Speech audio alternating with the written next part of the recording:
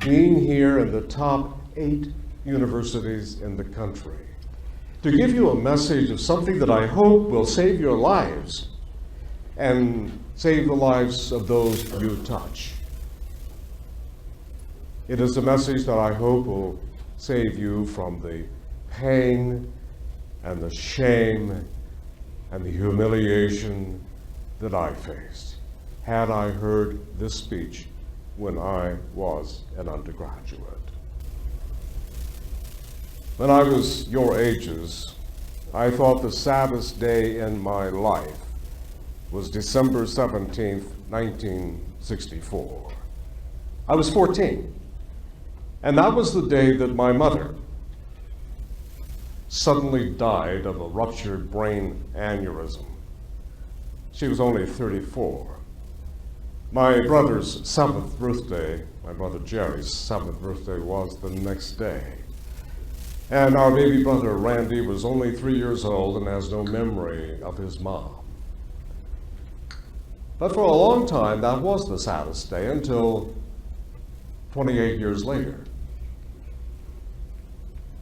At that time, I had lost my marriage, I had lost my university faculty position, I was living in a roach and mouse-infested house with an ex-convict.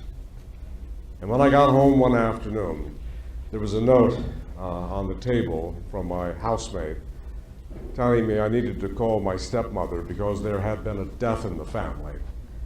I assumed it was my dad. He had been critically ill with heart disease for several weeks in the hospital. When I called, my stepmother's oldest sister, May, answered the phone. "Tommy, I'm so sorry. I found him in the woods this afternoon." It was the moment that forever defined my life. It was the moment that is the reason why I'm standing here speaking to you this evening. My brother's decomposing body was found by 2 dirt bikers as they raced through the woods. He'd been missing for 2 weeks. They found his body sitting at the foot of a pine tree with a empty bottle of Jack Daniels on one side and an empty bottle of prescription narcotics on the other side. Identification was difficult officially, but his driver's license told the story of a man who had been missing for 2 weeks in that little Arkansas town. Later, the medical examiner confirmed the identity with dental records and ruled the death suicide. He was 35, a year older than our mother was when she died. He left behind a wife and 2 little boys, ages 10 and 8, Christopher and little Randy, little Jerry, I should say.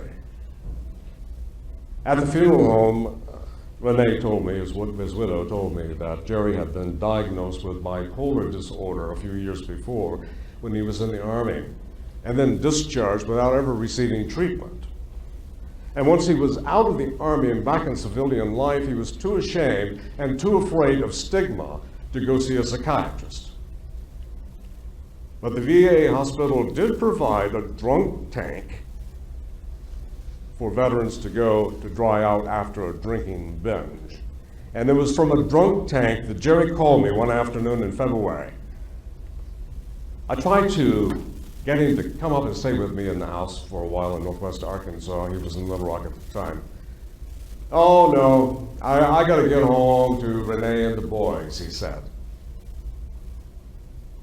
Those were the last words I ever heard my brother say. I tried to speak at his funeral, but tears choked every word I tried to say as I tried to tell his little boys and those in attendance how kind and generous he had been after my divorce and unemployment by letting me live with him for a while. But since I couldn't speak then, I dedicate my work and my writing now to his memory.